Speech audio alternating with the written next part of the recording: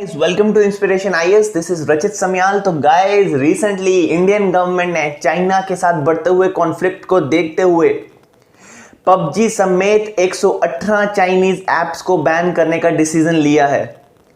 PUBG को ban कर दिया है। इस बैन की वजह से दोनों देशों के रिलेशन आगे कैसे टर्न ले सकते हैं, आइए इसके बारे में कुछ इंपॉर्टेंट इंफॉर्मेशन को शेयर करते हैं। तो गाइस, इस बैन की जरूरत क्यों पड़ी? देखिए गाइस, इस बैन को लेकर इंडियन गवर्नमेंट का आर्गुमेंट ये है कि कुछ टाइम से इंडियन गवर्नमेंट को काफी ज्यादा बहुत सारी कंप्लेंट मिल रही थी। चाइनीज ऐप्स के रिलेटेड बहुत ज्यादा कंप्लेंट मिल रही थी और ये देखा जा रहा था कि ये मोबाइल ऐप यूजर्स का डेटा चोरी कर रही थी और इस डेटा को अनऑथराइज मैनर में भारत के बाहर बेस्ड सर्वर को ट्रांसमिट भी कर रही थी। तो गवर्नमेंट ने इन कंप्लेंट्स को मद्देनजर रखते हुए और करोड़ों इंडियंस मोबाइल और इंटरनेट यूजर्स के इंटरेस्ट को बचाने के लिए और इंडियन साइबर स्पेस की सिक्योरिटी, सेफ्टी और सोवरेनिटी को प्रोटेक्ट करने के लिए इन एप्स के ऊपर बैन लगा दिया है। तो गाइस, किस प्रोविजन के अंदर ये बैन लगाया गया? तो देखिए guys, recently ministry of external affair का कहना है कि सेक्शन 69 इंफॉर्मेशन टेक्नोलॉजी एक्ट के सेक्शन 69A के अंडर इन एप्स को बैन किया गया है, जिनमें पबजी मोबाइल वर्जन भी एक इंपॉर्टेंट ऐप है। इस सेक्शन 69A के अंडर उन एक्टिविटीज को सेंसर किया जाता है, उन एक्टिविटीज को सेंसर और रिस्ट्रिक्ट किया जाता है जो इंडिया की सोवरेनिटी, इंडिया की इंटीग्रिटी, इंडिया की डिफेंस, सिक्योरिटी और पब्लिक ऑर्डर के लिए थ्रेट, खतरा मानी जाती हैं। गाइस, ये बैन तब सामने आया है, ये बैन तब इंपोज किया गया है जब बॉर्डर पे इंडिया और चाइना दोनों एक दूसरे के सामने आ गए हैं, आमने सामने आ गए हैं। इंडियन गवर्नमेंट ने पिछले कुछ टाइम से काफी चाइनीज ऐप्स को रिटेलिएटरी एक्शंस के अंडर बैन भी कर दिया है। इन बैंड ऐप्स में इंडिया में सबसे ज्यादा यूज होने वाली पबजी मोबाइल वर्जन भी शामिल है। गाइस देखिए, पबजी मोबाइल ऐप के इंडिया में एस्टिमेटेड 5 करोड़ एक्टिव यूजर्स हैं। टिकटॉक बैन के बाद गाइस, ये सबसे बड़ी ऐप है जिसे इंडिया में बैन किया गया है। देखिए गाइस, दुनिया भर में आज तक पबजी के 73 करोड़ से ज्यादा डाउनलोड हो चुके हैं और जिनमें से इस 70 करोड़ से ज्यादा डाउनलोड्स में से 25% डाउनलोड सिर्फ भारत में ही किए गए हैं। सिर्फ इंडिया से 25% जो डाउनलोड्स हैं वो सिर्फ इंडिया से किए गए हैं। देखिए, इस बैन में सिर्फ पबजी मोबाइल वर्जन को ही बैन किया गया है। पबजी के पीसी वर्जन पे किसी भी तरह का बैन नहीं लगाया गया है। देखिए गाइस, अब ऐसा क्यों है कि पबजी इंडिया में बैन हो चुकी है? यस, पबजी का मोबाइल वर्जन बैन हुआ है, बट जो पबजी पीसी वर्जन है वो आज भी इंडिया के गेमर्स के लिए अवेलेबल रहेगी। देखिए, पबजी के जो पीसी वर्जन है, देखिए पबजी को पबजी कॉर्पोरेशन ने डेवलप और पब्लिश किया है, जो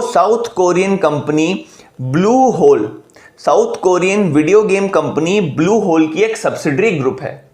पर जो पबजी मोबाइल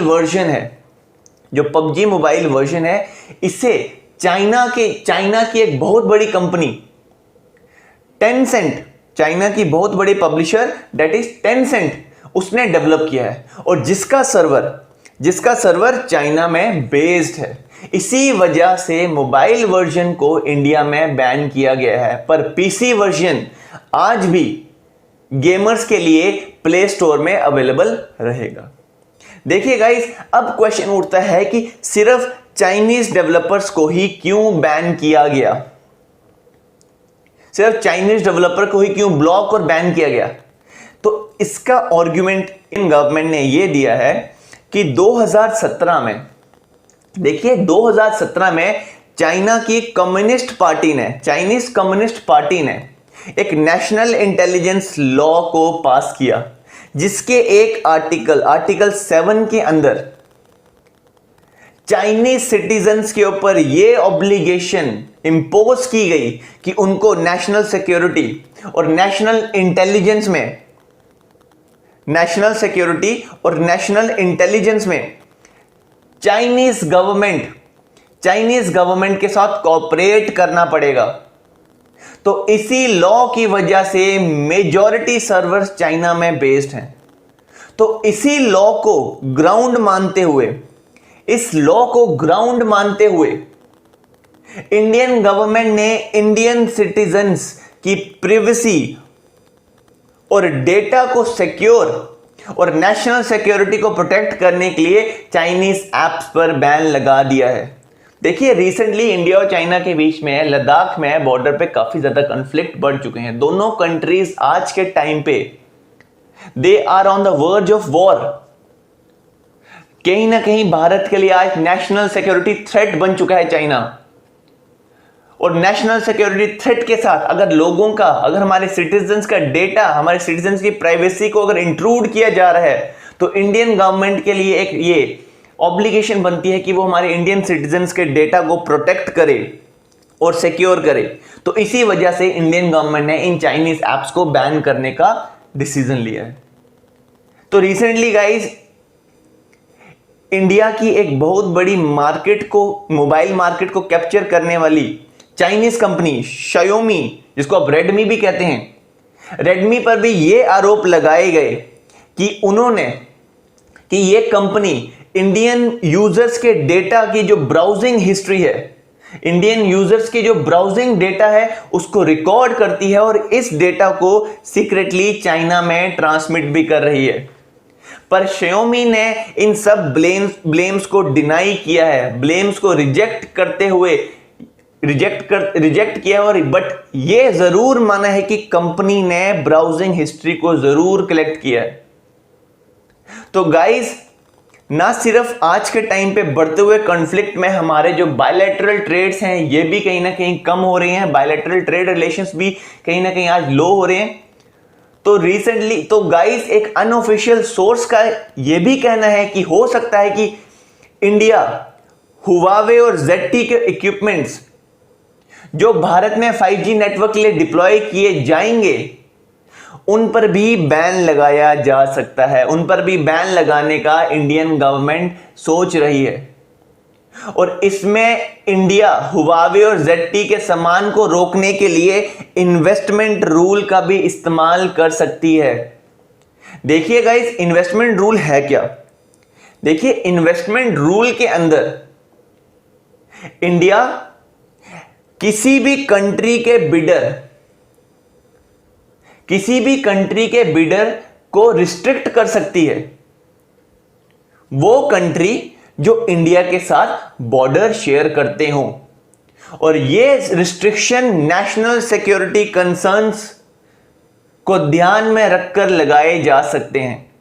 ये जो रिस्ट्रिक्शंस हैं कि बिडर्स जो हमारे साथ बॉर्डर शेयर करते हैं उन बिडर्स को हम रिस्ट्रिक्ट कर सकते हैं, उनकी इन्वेस्टमेंट को हम रिस्ट्रिक्ट कर सकते हैं। ये रिस्ट्रिक्शन नेशनल सिक्योरिटी कंसर्न्स को ध्यान में रख के लगाए जा सकते हैं। तो इंडियन गवर्नमेंट ने रिसेंटली एक प्रोग्राम लॉन्च किया था, दैट इज आत्मनिर्भर भारत।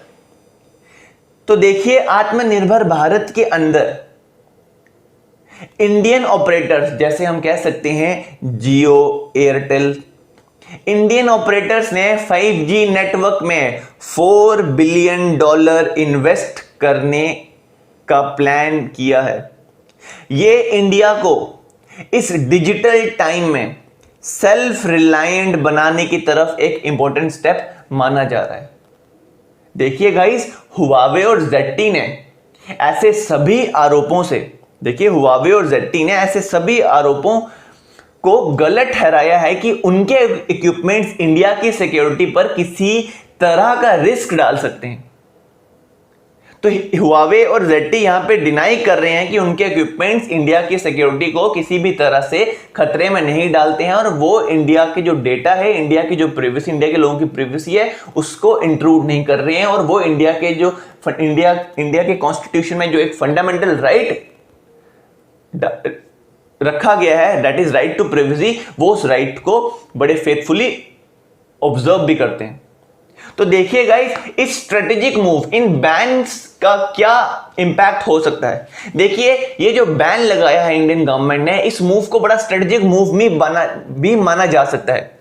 ये मूव चाइना की इकोनॉमी के लिए एक महंगा मूव भी हो सकता है और इन बैन्स का असर भी गाइस देखने को मिल रहा है आज के टाइम पे। जो चाइनीज जायंट है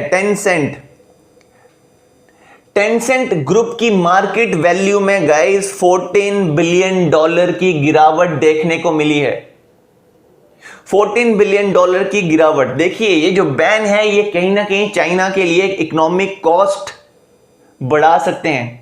ये जो बॉर्डर कॉन्फ्लिक्ट्स हैं ये कहीं ना कहीं चाइना के साथ, चाइना के लिए एक इकोनॉमिक कॉस्ट बढ़ा सकते हैं। बट वहीं पे ये जो बैन है ये कहीं ना कहीं इंडिया का जो ट्रेड डेफिसिट है चाइना के साथ, इसको ये डिक्रीज भी कर रहे हैं। और जो हमारा फॉरेक्स चाइना को पे करने में जा रहा है, वो कहीं ना कहीं आज हमारा फॉरेक्स भी रिजर्व हो रहा है। तो आई होप गाइस ये लेक्चर आपको अच्छा लगा हो, ये आपको बड़ा इंफॉर्मेटिव लगा हो। And guys please subscribe to our channel on YouTube and please hit the bell icon so that every time we come up with a new video, so you can get the notification of that.